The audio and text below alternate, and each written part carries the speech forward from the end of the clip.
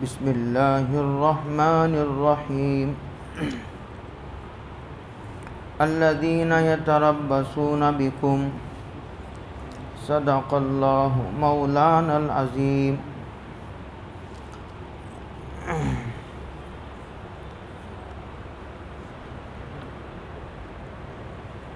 حضرت الاستاذ مفتی سعید احمد صاحب پالنپوری رحمۃ اللہ علیہ نے اس آیت کے ذیل میں ایک بات یہ لکھی ہے کہ دور نبوت میں بھی منافقین کے پورے نام ظاہر نہیں کیے گئے، اس لیے کہ یہ بات دعوت کے مقصد سے ٹکرانے والی بات ہے۔ پھر دعوت کے راہ میں آدمی کے حوصلے پست ہو جاتے ہیں۔ جب پتہ چل گیا کہ منافق ہے، لیکن علامتیں بیان کی گئی تاکہ پہچاننے والے پہچان سکیں۔ کہتے ہیں الذین یتربصون بکم، یہ جو اوپر سے منافقین کا ذکر چل رہا ہے، کہتے ہیں یہ منافقین انتظار کرتے ہیں کہ تم پر کوئی مصیبت آن پڑے، یعنی مسلمانوں پر مصیبت آن پڑے، اس کا منافقین انتظار کرتے ہیں۔ خلاصہ اس کا یہ ہے کہ منافقین ایمان والوں کے بدخواہ ہوتے ہیں، اور خیر خواہ نہیں ہوتے، اور بدخواہ ہوتے ہیں منافق۔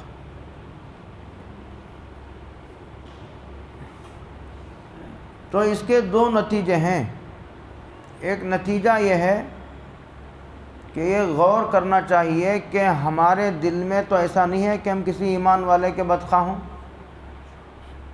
ایمان والے بھائی سے کی بدخواہی یہ نفاق کا شعبہ ہے۔ یہ سمجھنا چاہیے کہ ہمارے دل میں کہ کسی نہ کسی پہلو میں نفاق چھپا ہوا ہے۔ اگر نفاق نہ ہوتا تو کوئی آدمی اپنے ایمان والے بھائی کا بدخواہ نہ ہوتا۔ دوسرا،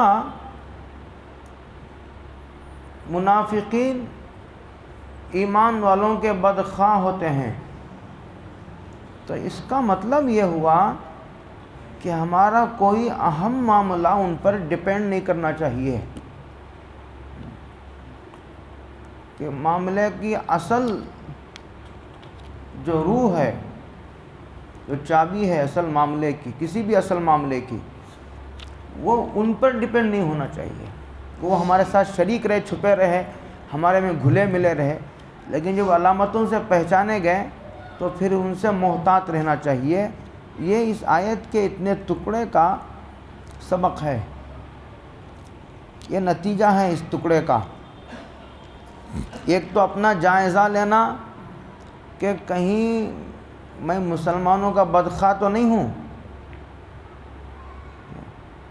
کہ ان پر مصیبت آئے، جیسے بعض لوگ مصیبت کا انتظار کرتے ہیں، بلکہ اگر مصیبت آئی تو کہتے ہیں کہ اس نے مجھے فلاں موقع پر اس طرح کیا تھا اس لیے اس پر یہ مصیبت آئی، انتظار کرتے رہتے ہیں۔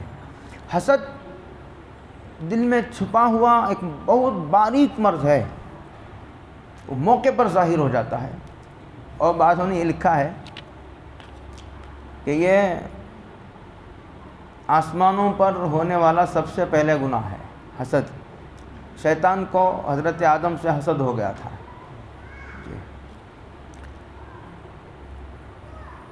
بعض صحابہ کے تعلق سے حدیث کی کتابوں میں آتا ہے کہ انہوں نے حضرت رسول اللہ صلی اللہ علیہ وسلم سے صرف اس بات پر بیعت کی تھی کہ ہم ہر مسلمان سے کی خیر خواہی کریں گے اور ہمدردی کریں گے۔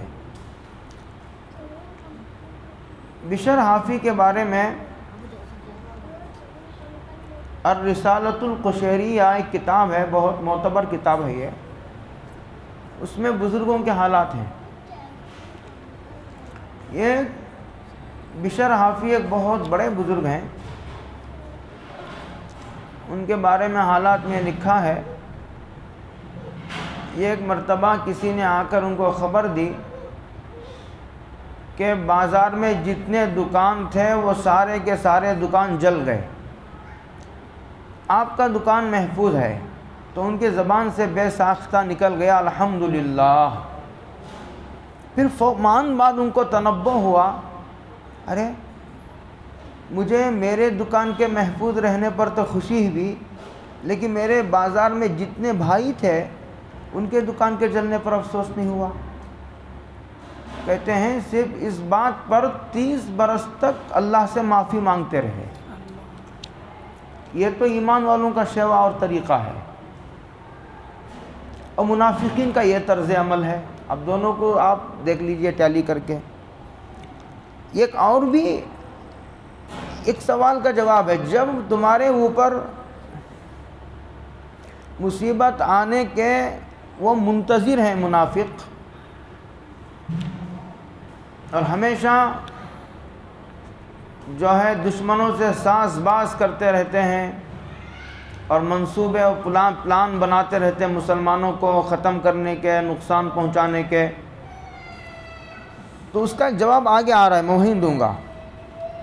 اور ایک ان کا طریقہ یہ تھا کہ جب مسلمانوں میں اور کافروں میں جنگ ہوتی تو اگر مسلمانوں کو فتح ہوتی تو وہ مسلمانوں کے پاس جاتے اور کہتے الم نکم معکم، کہتے کہ کیا ہم تمہارے ساتھ نہیں تھے، ہم مسلمان بھی ہیں اور جہاد میں آپ کے ساتھ شریک رہتے، جہاد میں لڑتے وڑتے کچھ نہیں تھے دل سے، بلکہ ہمیشہ جو ہے جی چراتے اور موت سے بہت ڈرتے اور مر جانے سے ہمیشہ کتراتے تھے شریک ہو کر بھی۔ لیکن جب فتح ہو جاتی تو ان کو حوالہ دینے کے لیے اتنا کافی تھا، کیا ہم تمہارے ساتھ جہاد میں شریک نہیں تھے، لہٰذا ہم کو بھی مال غنیمت میں حصہ دو۔ یہ مطالبہ کرتے ان سے، ان کے پاس، اور یہ کہتے کہ یہ جو فتح ملی ہے یہ ہماری وجہ سے ملی ہے، یہ کہتے ہیں۔ اس طرح کہنے والا بہت غور سے سننا چاہیے میری اس بات کو۔ اگر کوئی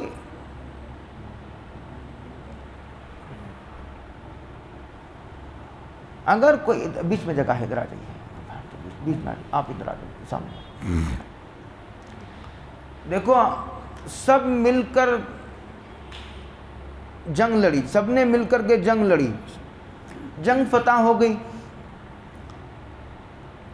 کسی نے زیادہ کوشش کی، کسی نے کم کوشش کی، اور پتہ نہیں کس نے دعا کی، کون زیادہ مخلص ہے کون کم مخلص ہے، وہ تو اللہ سے جڑا ہوا مسئلہ ہے۔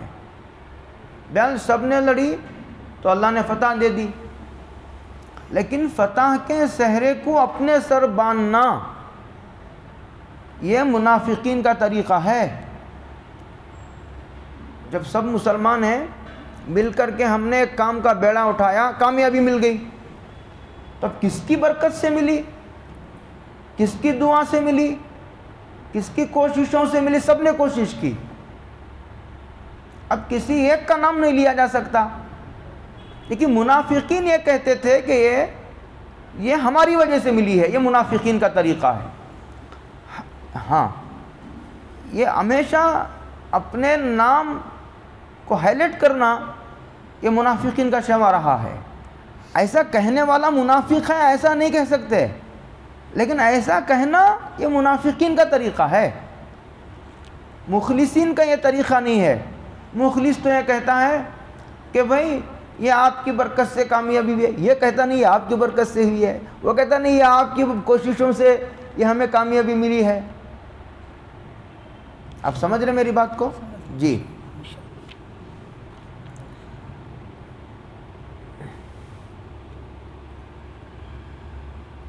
وَإِنْ كَانَ لِلْكَافِرِينَ نَصِيبٌ، اور کبھی اتفاق سے کافر غالب آ گئے، ایسا ہوتا ہے دنیا میں، کبھی دنیا میں ظاہری غلبہ کبھی کافروں کو بھی ہو سکتا ہے. کافروں کے غالب آ جانے سے ان کے حق پر ہونا ثابت نہیں ہوتا. یہ اللہ کی سنت ہے. تو تب کیا کہتے؟ الم نستحوذ علیکم ونمنعکم من المؤمنین، کیا ہم تم پر غالب نہیں آ گئے تھے؟ یہ اس لفظ کو قرآن نے ایک دوسرے جگہ بھی استعمال کیا ہے. سورہ حشر میں استحوذ علیہم الشیطان، شیطان ان پر غالب آ گیا تھا، جس کے نتیجے میں وہ اللہ سے غافل ہو گئے. غفلت شیطان کے غلبے سے ہوتی ہے. شیطان جب غالب آ جاتا ہے نا تو آدمی غافل ہو جاتا ہے. اسی لیے اس کا علاج ذکر بتایا گیا ہے. جب آدمی ذاکر ہوتا ہے شیطان دور بھاگ جاتا ہے. تو وہ کیا کہتے تھے جب کیا ہم تم پر غالب نہیں آ گئے تھے؟ وَنَمْنَعْكُمْ مِنَ الْمُؤْمِنِينَ، لیکن جب ہمارے غالب آنے کا موقع آیا تھا تو ہم مسلمانوں کے صفوں میں انتشار پیدا کر رہے تھے. وہ اس لیے انتشار پیدا کر رہے تھے تاکہ مسلمان غالب نہ آئیں.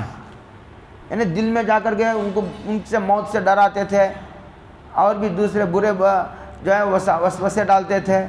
اس لیے کہ قرآن کہتا ہے وسوسے ڈالنے، جس طرح شیطان وسوسے ڈالتا ہے اسی طرح انسان بھی، برے انسان بھی وسوسے ڈالتے ہیں. من الجنۃ والناس. اسی لیے جس طرح شیطانوں سے بچنا ضروری ہے، انسان نما شیطانوں سے بچنا بھی ضروری ہے. کہ دیکھنے میں تو انسان ہے لیکن اندر سے شیطان ہے. وہ بھی وہی کام کرتے ہیں جو شیطان کرتا ہے. جی تو وہ کہتے تھے ہم نے تم کو مسلمانوں سے بچا لیا. یہاں ان کی سی بات کہہ دی، وہاں ان کی سی بات کہہ دی، اور دونوں سے بنائے رکھتے تھے. سیدھے راستے پر رہنے کے بعد بھی سامنے والوں سے بنائے رکھنا یہ ٹھیک نہیں. اللہ کہتے ہیں اس کے جواب میں فَاللَّهُ يَحْكُمُ بَيْنَكُمْ يَوْمَ الْقِيَامَةِ، یہ فیصلہ تو قیامت کے دن اللہ کر دیں گے.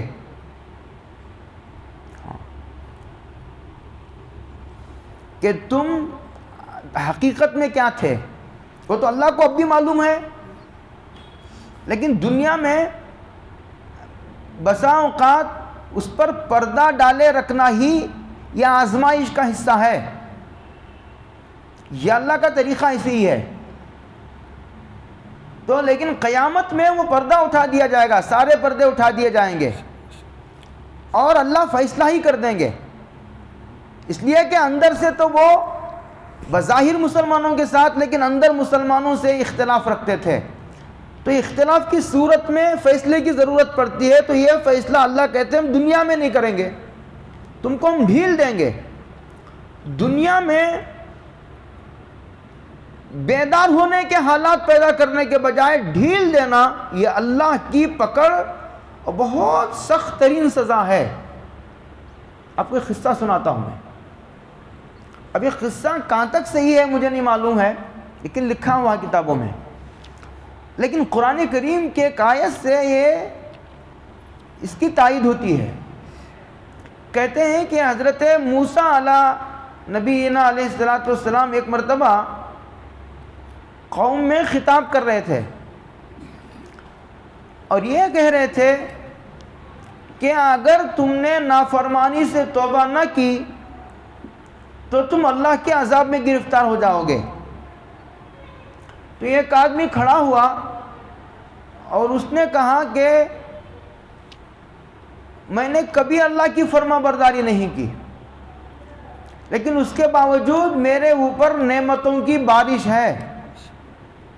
اگر آپ کی بات صحیح ہے کہ اللہ کی نافرمانی کرنے سے آدمی عذاب میں گرفتار ہو جاتا ہے تو کون سی ایسی نعمت ہے جو میرے اوپر نہیں ہے؟ ہر قسم کی نعمت اللہ نے مجھے دے رکھی ہے. اس نے یہ اعتراض کیا حضرت موسیٰ کے بیان پر. تو حضرت موسیٰ بھی تھوڑی دیر کے لیے سٹ پٹا گئے اور کہا کہ بھی اچھا کہ میں اس سوال کا جواب تمہیں کل دیتا ہوں. میں کوہ طور پر جاؤں گا، کلیم اللہ تھے، اللہ سے باتیں کرتے تھے. میں اس سوال کو اللہ کے دربار میں رکھوں گا، جو جواب ملے گا پہنچا دوں گا.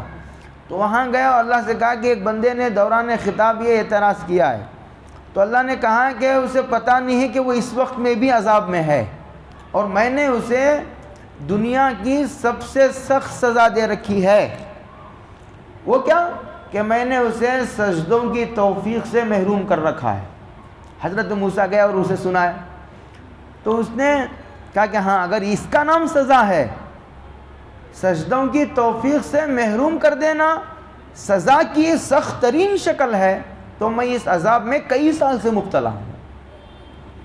قرآن کریم کی ایک آیت ہے، اس سے اس کی تائید ہوتی ہے۔ سورہ انعام کی آیت ہے، فَلَمَّا نَسُوا مَا ذُكِّرُوا بِهِ فَتَحْنَا عَلَيْهِمْ أَبْوَابَ كُلِّ شَيْءٍ، جب انہوں نے ہماری نافرمانی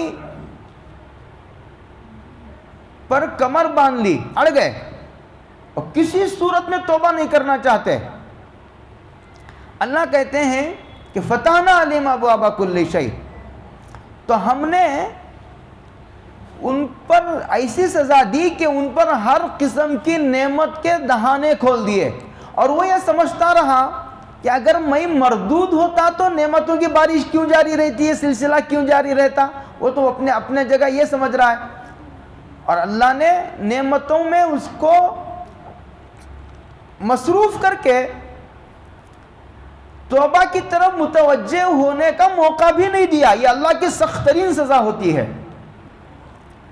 یہ کہتے ہیں اللہ دنیا میں، اللہ کہتے ہیں ہم دنیا میں نہیں فیصلہ کریں گے۔ یہ کیسا سخت فیصلہ ہے اللہ کا، اللہ ہم سب کی حفاظت فرما۔ اللہ کہتے ہیں ہم یہ فیصلہ تو قیامت میں کریں گے، اور آپ اندازہ لگانے کی کوشش کرو، قیامت میں فیصلہ کریں گے کا مطلب یہ ہے کہ ایسی جگہ لا کر تمہارا گلا کاٹیں گے کہ جہاں سے واپس آنے کی کوئی راہ نہیں، یعنی ایسی جگہ تمہارا منافق ہونا ظاہر کریں گے جہاں توبہ کا کوئی موقع باقی نہیں رہے گا۔ دنیا میں ہی ظاہر کر دیتے تو کم سے کم آدمی توبہ تو کر لیتا۔ آپ سمجھ رہے ہیں؟ سمجھنے کی کوشش کرو۔ اللہ کہتے ہیں تمہارے اس راز کو ہم قیامت میں کھولیں گے، یعنی مطلب یہ ہے کہ ایسی جگہ کھولیں گے کہ پھر دنیا میں لوٹ آنے کا موقع بھی نہیں، توبہ کرنے کی اجازت بھی نہیں۔ یہ کہتے ہیں، آگے کہتے ہیں وَلَن يَجْعَلَ اللَّهُ لِلْكَافِرِينَ عَلَى الْمُؤْمِنِينَ سَبِيلًا، اور ہرگز اللہ کافروں کو ایمان والوں پر حجت قائم ہونے نہیں دیں گے۔ اس کے کئی مطلب ہیں۔ اگر اس کا تعلق دنیا سے ہے تو اس کا مطلب یہ ہے کہ دین اسلام دنیا میں بھی اب بھی دلیل کے اعتبار سے ہمیشہ غالب رہا ہے اور ہے۔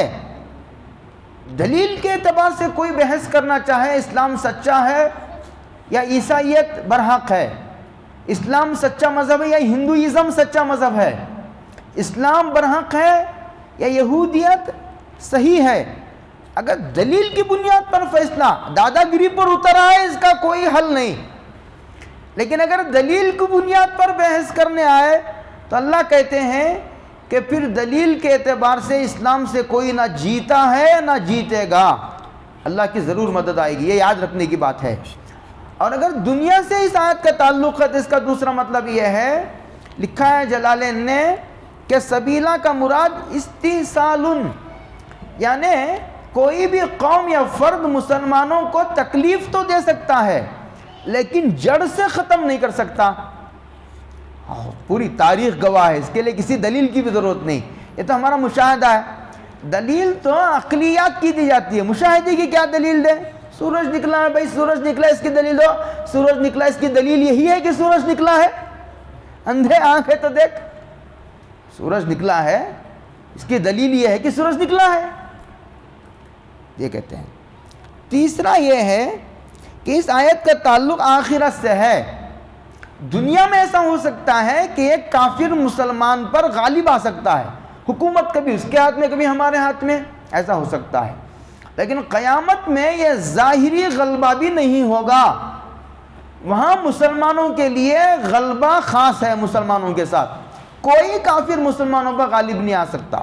جی اسی آیت سے بعضوں نے استنباط کیا ہے کہ اگر کوئی کافر مسلمانوں کے خلاف گواہی دے تو وہ گواہی قابل قبول نہیں ہے. اسی لیے اسی سے بعضوں نے یہ بعض بڑے مفسرین نے یہ استدلال کیا ہے کہ اگر کوئی کسی کی بیوی مرتد ہو گئی تو نکاح باقی نہیں رہتا. اگر شوہر مرتد ہو گیا تو بھی نکاح باقی نہیں رہتا. اگر کوئی بیٹا مرتد ہو گیا، اسلام چھوڑ دیا، تو اب باپ کی جائیداد میں سے اسے حصہ نہیں ملے گا. یہ سارے اس کا مطلب ہے، بہت تفصیل میں جانے کی ضرورت نہیں. یہ ہو گیا. تو اس میں تسلی ہے کہ مسلمان ختم نہیں ہوں گے. اور پھر اسلام دلیل کے، اسی لیے کوئی دلیل کے اعتبار سے اسلام سے بحث کرنے تیار نہیں. جب دیکھتے ہیں کہ ہم ہار رہے ہیں تو حکومت کی طاقت استعمال کرتے ہیں اور یہ کہتے ہیں کہ اس کو آگ میں ڈالو. حضرت ابراہیم نے کہا میرے دلیل کا جواب دو. دلیل کا جواب دینے کے بجائے بادشاہ نے اپنی طاقت کا استعمال کیا. آگ جلاؤ، ابراہیم کو آگ میں ڈالو. حضرت رسول اللہ علیہ وسلم کی دلیل کا جواب نہیں دیا، کہا اسے مکے سے نکالو، اسے سارے تلوار سے ختم کر دو، سارے دادا گیری کے ہی آپ کو نظیریں ملیں گی. دلیل کا جواب دلیل سے دو، کوئی جواب نہیں. اس حقیقت کو یاد رکھنے کی ضرورت ہے. آگے کہتے ہیں ان المنافقین، بلا شبہ جو منافق ہیں، یخادعون اللہ، وہ اللہ کو دھوکہ دے رہے ہیں. اللہ کو تو دھوکہ کیا دیں گے؟ دھوکہ تو بے خبر کو دیا جاتا ہے، اللہ باخبر ہے. اصل میں ایمان والوں کو دھوکہ دے رہے ہیں اور رسول اللہ صلی اللہ علیہ وسلم کو دھوکہ دے رہے ہیں. یعنی وہ یہ سمجھ رہے ہیں کہ ہم دھوکہ دے رہے ہیں، اور دھوکہ دے کر مسلمانوں کو جو مال غنیمت میں حصہ ملتا ہے وہ ہم کو مل رہا ہے. ہماری جان محفوظ ہے، ہمارا مال محفوظ ہے، ہماری عزت و آبرو محفوظ ہے، ہمارے گھر کاروبار سب محفوظ ہیں، اور نکاح بھی مسلمانوں سے ہو رہا ہے. یہ ایسا سوچ رہے ہیں وہ اپنے طور پر، اور ایسے ہی اس غلط فہمی میں ہے کہ اسی طرح دھوکہ آخرت میں بھی چل جائے گا. کہتے ہیں کہ جس طرح دنیا میں وہ اپنے جگہ یہ سمجھ رہے ہیں کہ ہم دھوکہ دینے میں کامیاب ہیں، اور اسی طرح دھوکہ دینے میں قیامت میں بھی کامیاب ہو جائیں گے. اللہ کہتے ہیں نہیں، وَهُوَ خَادِعُهُمْ، ہم تمہارا یہ دھوکہ چلنے نہیں دیں گے، دنیا میں چلنے دیں گے، وہ بھی سزا کے طور پر. اچھا، وہ بھی نبی کو مطلع کر دیں گے کہ یہ منافق ہیں، علامتوں سے پہچانو، ان کی گفتگو سے پہچانو، طور طریقے سے پہچانو. تو گویا اللہ کو، رسول کو اور مسلمانوں کو دھوکہ دینا گویا اللہ کو دھوکہ دینے کے برابر ہے.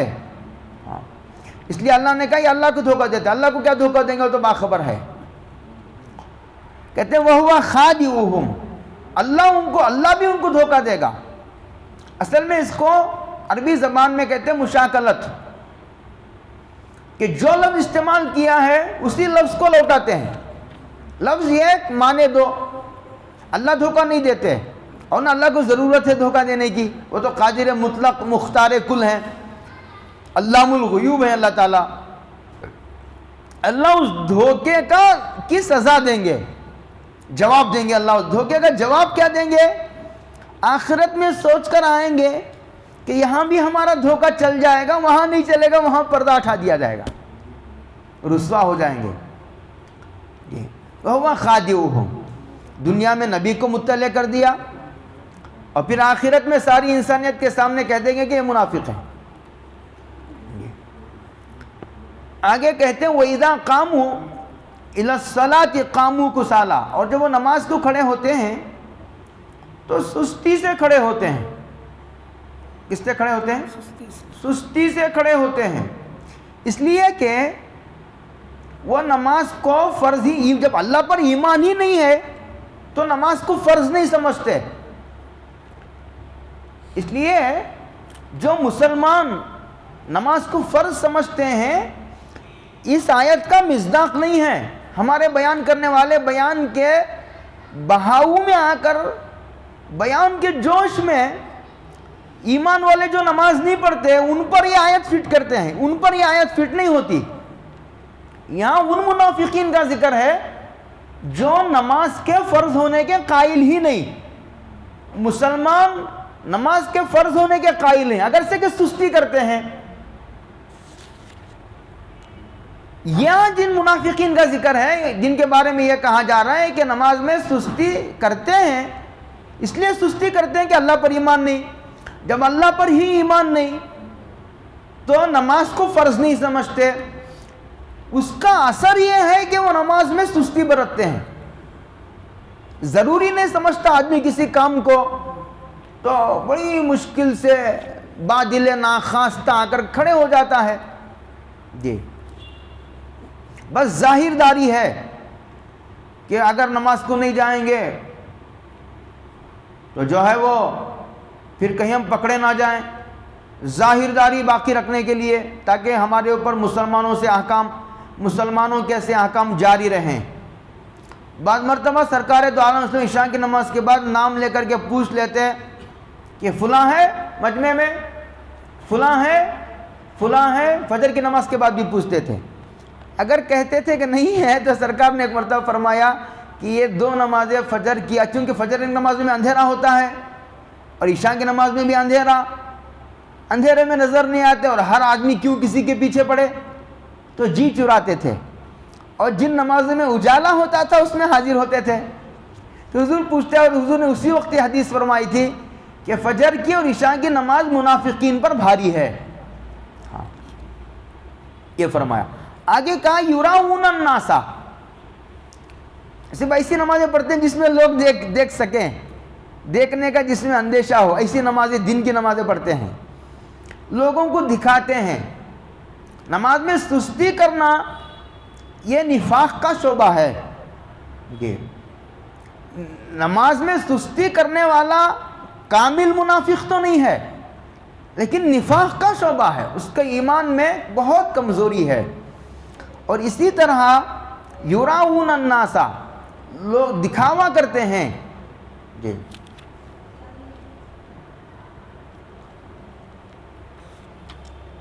لوگوں کو دکھاتے ہیں، کیوں؟ اس لیے کہ ایمان میں مخلص نہیں ہے۔ ایمان بھی صرف دنیاوی فائدے اور اغراض کے لیے مومن ظاہر کرتے ہیں اپنے آپ کو، خطرات سے بچنے کے لیے اور فوائد حاصل کرنے کے لیے، ورنہ مخلص نہیں ہے وہ ایمان میں۔ مخلص نہیں ہونے کی وجہ سے ان کا قبلہ اللہ کی طرف نہیں ہے، ان کا رخ مخلوق ہے، اس لیے لوگوں کو دکھاتے ہیں۔ کہتے وَلَا يَذْكُرُونَ اللَّهَ إِلَّا قَلِيلًا، اور نماز کو کھڑے ہو جاتے ہیں تو بھی چپ، ایسا ہاتھ باندھ کر کے اٹھک بیٹھک، کچھ نہیں پڑھتے نماز میں۔ وَلَا يَذْكُرُونَ اللَّهَ إِلَّا قَلِيلًا، بس اللہ اکبر اللہ اکبر، کچھ کہہ دیا ورنہ کچھ نہیں۔ کون دیکھتا کون پڑھ رہا ہے کون نہیں پڑھ رہا ہے، ہر آدمی نماز میں مصروف ہے، ذکر نہیں کرتے اللہ کا، مگر تھوڑا کرتے ہیں۔ تو اس کا مطلب یہ ہے کہ منافق بھی تھوڑا بہت ذکر کرتا ہے۔ اسی لیے قرآن کریم نے کہا کہ یا ایھا الذین آمنوا اذکروا اللہ، ایمان والو ذکر کثیر کرو، مطالبہ ذکر کثیر کا ہے، اس لیے کہ تھوڑا بہت ذکر تو منافق بھی کرتا ہے۔ بعضوں نے کہا ولا یذکرون سے مراد ولا یصلون، نماز ہی نہیں پڑھتے مگر وہی تھوڑی بہت پڑھ لیتے ہیں، یعنی وہی فجر بھی نہیں پڑھتے، عشاء بھی نہیں پڑھتے، بیچ کی نمازیں جس میں لوگ دیکھنے کا اندیشہ اس میں پڑھ لیتے ہیں تاکہ ظاہر داری باقی رہے، مسلمانوں کی لسٹ میں ہمارا نام تو رہے۔ ولا یذکرون اللہ، دونوں تفسیریں ہیں اس کی۔ مذبذبین بین ذالک، ایک طرف ان کا دل جمع ہوا نہیں ہے، تیتر آدھا بٹیر، آدھا تیتر آدھا بٹیر، کبھی مسلمانوں کی طرف کبھی کافروں کی طرف، ان کو غلبہ ہو گیا تو ادھر جھک گئے، ان کو غلبہ ہو گیا تو ادھر جھک گئے۔ مذبذبین بین ذالک، لا الہ الا ولا الہ الا، نہ ایمان والوں کی طرف ہی پورے طور پر ہو جاتے ہیں، نہ پورے کافر ہی ہوتے ہیں، دونوں سے بنائے رکھتے ہیں۔ دونوں سے تعلقات بنائے رکھنا یہ نفاق کی علامت ہے جی، کہ جس طرف غلبہ ہو اس طرف جھکنے کے راستے کھلے رہیں. یہ بہت اشارے دے رہا ہوں تاریخ کے، پھر کبھی زندگی باقی رہے اس کی اور وضاحت کریں گے.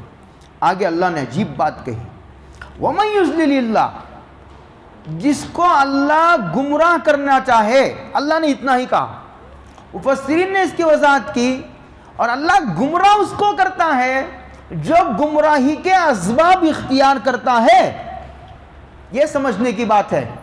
کسی پر لے جا کر کے گمراہی چپکا دیا، اب اختیار کہاں باقی رہا. ہدایت لے جا کر چپکا دیا، اب اختیار کہاں باقی رہا.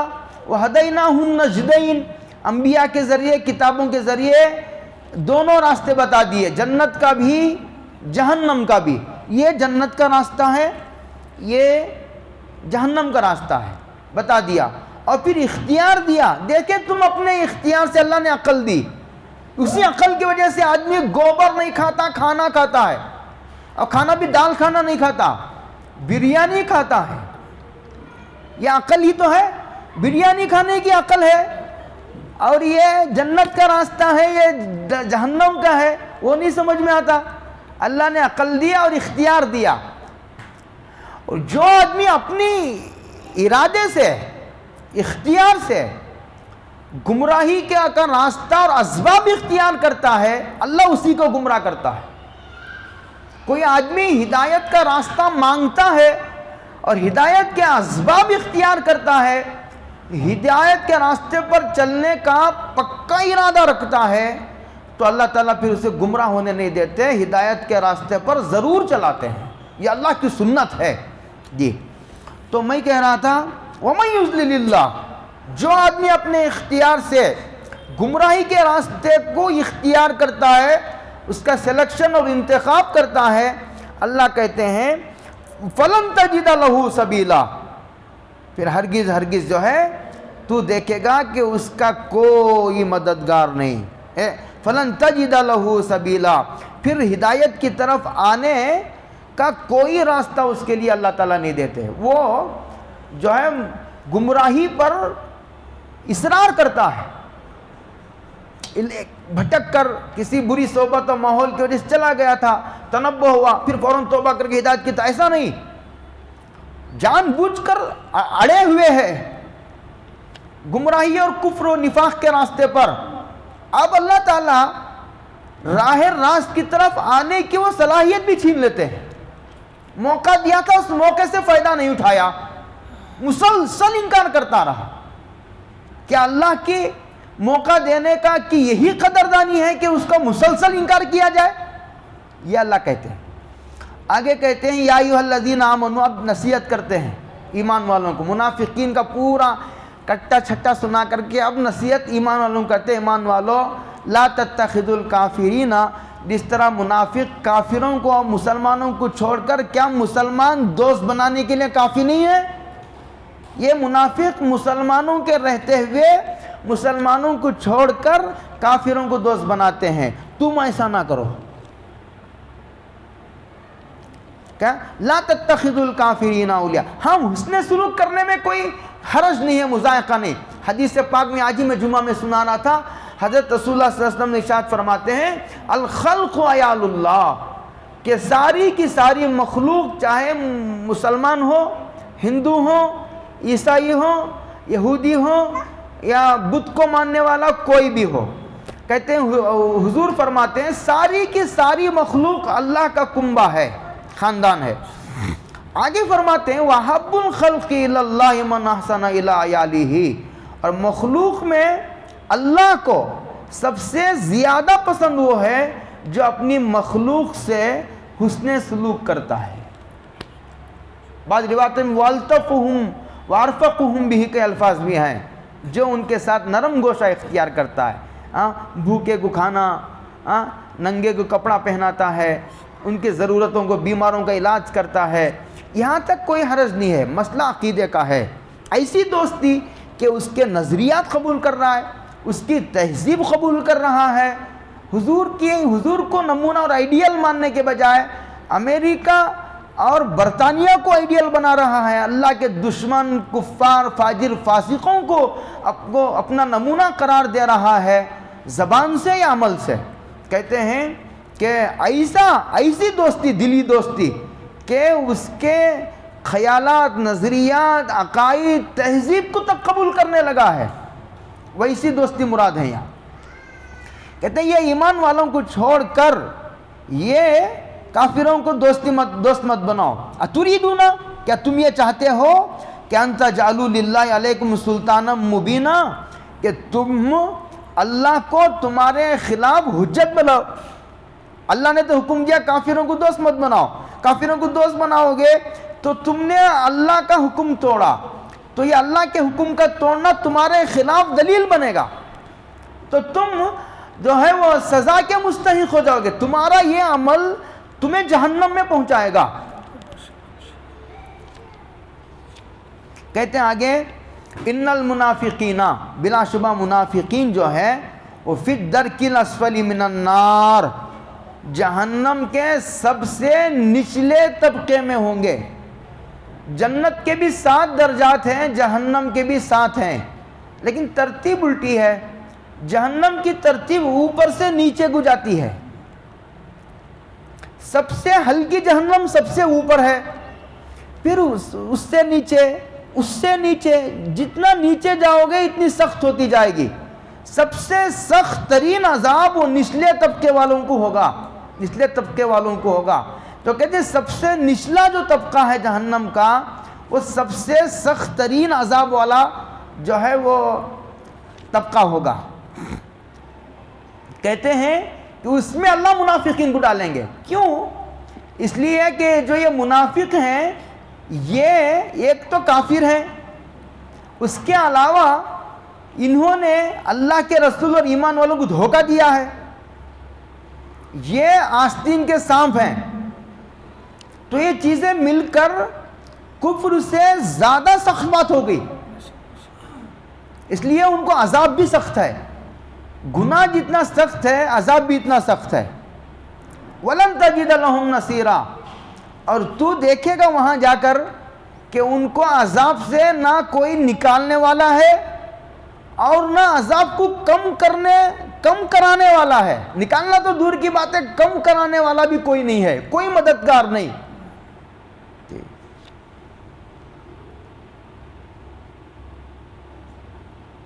اِلَّا الَّذِينَ، لیکن آگے اللہ تعالیٰ ہیں، عجیب اللہ تعالیٰ کہہ رہے ہیں لیکن منافقین اب بھی سنبھل جائیں، اتنے سخت جرم کے باوجود بھی ان کے لیے بھی توبہ کا دروازہ کھلا ہے، بشرطے کہ اِلَّا الَّذِينَ تَابُوا، کہ وہ توبہ کر لیں۔ اگر اللہ یوں کہہ دیتے تم نے نفاق جیسا شدید جرم کیا ہے، ہم تو ایک توبہ کی کوئی گنجائش نہیں دیتے، چلو تم تو تیار ہو توبہ کرنے لیکن ہم نہیں قبول کریں گے تمہاری توبہ، تو کیا کر لیتے؟ معاملہ ایسا نہیں ہے، اس لیے کہ اللہ کی ذات پر صفت رحمت کا غلبہ ہے۔ سبقت رحمتی غضبی حدیث پاک میں ہے، اور یہ جملہ عرش پر بھی لکھا ہوا ہے کہ میری رحمت میرے غصے پر غالب ہے۔ تو کہتے ہیں اسی صفت رحمت کا یہ اثر ہے کہ منافقین کے لیے بھی توبہ کا دروازہ کھلا رکھا ہے اللہ نے، لیکن شرط یہ ہے کہ توبہ کرو اور سچی توبہ کرو، کفر سے بھی نفاق سے بھی۔ وَأَصْلَحُوا، اور اپنے اعمال کو ٹھیک کر لو تاکہ پتہ چلے کہ تم نے توبہ سچی کی ہے۔ یہ چھوڑو 420 کے کام، 420 کے کام چھوڑو، یہ چھتری کاما چھوڑو، یہ مطلب ہے اس کا۔ وَاعْتَصِمُوا بِاللَّهِ، ہمارے مولوی صاحب کی زبان میں حج کے موقع پر وہ کہتے ہیں کہ ہر حاجی ایک چھتری رکھو، کیا رکھو؟ لیکن چھتری کاما مت کرو بولتے ہیں ہمارے مولوی صاحب۔ تو وَأَصْلَحُوا، اپنے اعمال کو درست کر لو تاکہ پتہ چلے کہ تم اندر سے سچے پکے مسلمان ہو چکے ہو، اعمال سے ہی پتہ چلے گا۔ وَاعْتَصِمُوا بِاللَّهِ، کافروں کی قوت پر، حکومت پر بھروسہ کرنے کے بجائے اللہ پر بھروسہ کر کے دیکھو۔ وَأَخْلَصُوا دِينَهُمْ لِلَّهِ، ریاکاری کرنے کے بجائے اللہ کے لیے مخلص بن کر کوئی کام کرنا سیکھو۔ فَأُولَئِكَ مَعَ الْمُؤْمِنِينَ، پھر تو اگر ایسے ہو گئے تم تو کہتے ہیں پھر تمہارا شمار بھی ایمان والوں میں ہو جائے گا۔ بعضوں نے کہا ہے فَأُولَٰئِكَ مَعَ الْمُؤْمِنِينَ، کہتے ہیں کہ پھر تو ایمان والے اعلیٰ درجے میں رہیں گے۔ بھئی منافق ہے، ابھی آیا ہے توبہ کر کے، اس کو جنت کے ادنا درجے میں بھیجو، نہیں، اب مخلص ہو گئے، چلو ایمان والوں کے ساتھ، وہ جس درجے میں رہیں گے وہ درجات تم کو بھی ملیں گے۔ وَسَوْفَ يُؤْتِ اللَّهُ الْمُؤْمِنِينَ أَجْرًا عَظِيمًا، ان قریب اللہ تعالیٰ جو ہے ایمان والوں کو اجر عظیم عطا کرے گا، ان قریب عطا کرے گا۔ میرے خیال کو آخرت کی زندگی کا دنیا کی زندگی سے موازنہ کیا جائے تو پوری 70-80 سال کی زندگی، 70-80 سال جیتا کون ہے؟ کوئی 30 سال میں جا رہا ہے تو کوئی 40 سال میں۔ حضور نے تو فرما ہی دیا ہے کہ عمر امتی بین 60 الی 70، میری امت کے عمریں جو ہے 60 اور 70 کے بیچ میں، اب تو 40 50 میں 35 میں 32 میں جا رہے ہیں۔ تو اگر اس دنیا کی زندگی کا آخرت کی زندگی سے اگر موازنہ کیا جائے تو میرے خیال کو یہ 2-4 منٹ ہے پوری زندگی، 2-4 منٹ۔ امام غزالی نے ایک عجیب بات لکھی ہے، انہوں نے لکھا ہے سمجھانے کے لیے، تقریب الفہم کے لیے، کہ زمین سے آسمان تک رائی کے دانوں کو بھر دو۔ کس کو بھر دو؟ اور 1000 سال میں ایک دانہ کھانے کے لیے چڑیا آئی۔ کتنے سال میں؟ 1000 سال میں ایک دانہ۔ تو یہ دانے کب ختم ہوں گے؟ زمین سے آسمان کے درمیان جو رائی کے دانے بھر گئے ہیں، ایک دانہ 1000 سال میں کھاتی ہیں آ کر، تو یہ دانے کب ختم ہوں گے؟ کہتے ہیں آخرت کی زندگی اس سے بھی زیادہ ہے۔ سمجھانے کے لیے انہوں نے کہا ہے کہ اتنی لمبی زندگی کو ٹیلی کرو تم اس دنیا سے، تو مجھے ایسا لگتا ہے کہ 2-4 منٹ لگیں گے۔ یہ پوری دنیا کی زندگی 2-4 منٹ کی ہے، تو اس کو اللہ کہتے ہیں سمجھانے کے لیے ان قریب ہم ایمان والوں کو اجر عظیم دیں گے۔ اجر عظیم کی مشہور تفسیر جنت سے کی گئی ہے کہ ہم ایمان والوں کو جنت دیں گے جو اللہ کی رضا کا محل ہے۔ جنت عنوان ہے اللہ کی رضا کا۔ آگے کہتے ہیں اللہ تعالیٰ ہم نے جو دنیا بنائی ہے خدا نہ خواستہ ایسا نہیں ہے کہ ہم کو منافقین کو اور کافروں کو سزا دینا ہے، جہنم میں بھیجنا ہے۔ جانے والے تو جہنم میں جائیں گے، لیکن ہمارا منشا دنیا بنانے کا یہ نہیں ہے کہ کسی کو جہنم میں بھیجنا ہے، کہ ہمارا غصہ ٹھنڈا ہوگا۔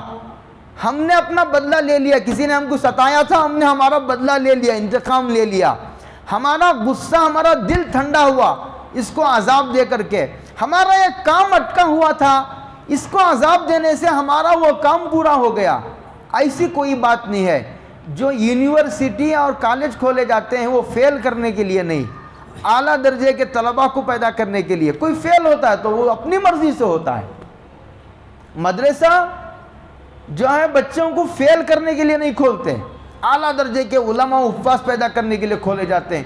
کوئی طالب علم ناکارہ بھی نکل آتا ہے تو وہ اپنے اختیار سے نکل آتا ہے۔ اللہ کہتے ہیں ما یفعل اللہ بعذابکم، تم کو عذاب دے کر میرا کیا بھلا ہوگا؟ میری کون سی مصیبت دور ہو جائے گی؟ کون سا نفع ملے گا؟